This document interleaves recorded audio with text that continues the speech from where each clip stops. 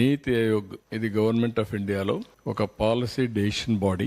ప్రధానమంత్రి అధ్యక్షులైతే vice chairman గా నీతి Aayog head పనిచేస్తారు. వీళ్ళు ఫిజికల్ హెల్త్, మనం అందరం హాస్పిటల్కి పోతే మన ఆరోగ్యాన్ని చెక్ చేసుకుంటాం, ఓవరాల్ చెకప్. ఆ ఓవరాల్ చెకప్ చేసుకున్నప్పుడు మీ ఆరోగ్యం ఎక్కడుంది ఏంటి కనుక్కొని అక్కడి నుంచి ఎలాంటి సమస్యలుంటే ఆ సమస్యలు పరిష్కారం చేసుకోవడానికి ప్రయత్నం చేస్తాం. ఎప్పటికప్పుడు మన ఆరోగ్య కండిషన్స్ బెటర్ గా చేసుకుంటే ఫర్దర్ గా ఆరోగ్యం డిట్రియేట్ కాదు.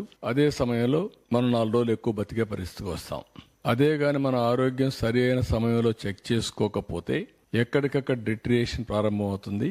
ఒక ప్రాబ్లం కాంప్లికేట్ అవుతుంది. అక్కడి నుంచి అన్ని సమస్యలు వస్తాయి. అదే మరిగా ఆర్థిక పరిస్థితి కూడా చూస్తే ఫిజికల్ హెల్త్ ఇండెక్స్ ఇది రాష్ట్ర ఆదాయ పరిస్థితి, రాష్ట్రానికి వచ్చే వనరులు ఏవైతే ఉన్నాయో ఫైనాన్షియల్ గా దాని హెల్త్ గురించి వీళ్ళు అసెస్ చేశారు. చాలా మంచి పని చేశారు. ఫస్ట్ టైం ఇది చేయాల్సిన అవసరం ఉంది. ఎప్పటికప్పుడు 30 ఏళ్లైంది మనకు ఆర్థిక సంస్కరణలు వచ్చి. 94, 95 ఆ సమయంలో టెక్నాలజీ కూడా వచ్చింది. ఎవరైనా రాజకీయ నాయకులు పాలసీ మేకర్స్ గా ఉండేవాళ్ళు గాని జాగ్రత్తగా పనిచేస్తే రాష్ట్ర అభివృద్ధి కోసం, దేశ అభివృద్ధి కోసం, ఆ దేశంలో సమస్యలు పరిష్కారం చేయడమే కాకుండా ప్రజల యొక్క భవిష్యత్తు బంగారు భవిష్యత్తు అవుతుంది. నాయకుల యొక్క అసమర్థత గాని, అవినీతి గాని, తెలియనితనం గాని ఇవన్నీ చేసి ఆ రాష్ట్రాన్ని, ఆ దేశాన్ని నాశనం చేస్తే ప్రజల భవిష్యత్తు కూడా అధోగతి అవుతుంది. ఇక్కడ అదే మీకు చూపిస్తున్నాను. కాబట్టి ప్రజలందరూ అర్థం చేసుకోవాల్సిన అవసరం ఉంది. సింపుల్ గా మీరు క్యాలిక్యులేట్ చేసుకోండి. మీ ఆరోగ్య పరిస్థితి క్షీణించినప్పుడు మీరు ఏ విధంగా సఫర్ అవుతారో మీరు పని చేయలేరు.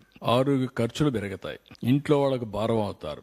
అక్కడి నుంచి మీ ఇంటి ఆర్థిక పరిస్థితి, మీ ఇంటి ఆనందం కూడా క్షీణించిపోయే పరిస్థితికి వస్తుంది. మీరు అనారోగ్యంగా ఉండి ఇంట్లో వాళ్ళందరినీ కూడా ఇబ్బంది పెట్టే పరిస్థితికి వస్తారు. అదే మరిగా ఈరోజు రాష్ట్ర ఆర్థిక పరిస్థితి బాగలేనప్పుడు ఈ రాష్ట్రంలో ఉండే ప్రజలందరికీ ఇబ్బందులు వస్తాయి. సంక్షేమాన్ని ఇవ్వలేం, ఎక్కువ పన్నులు పడతాయి.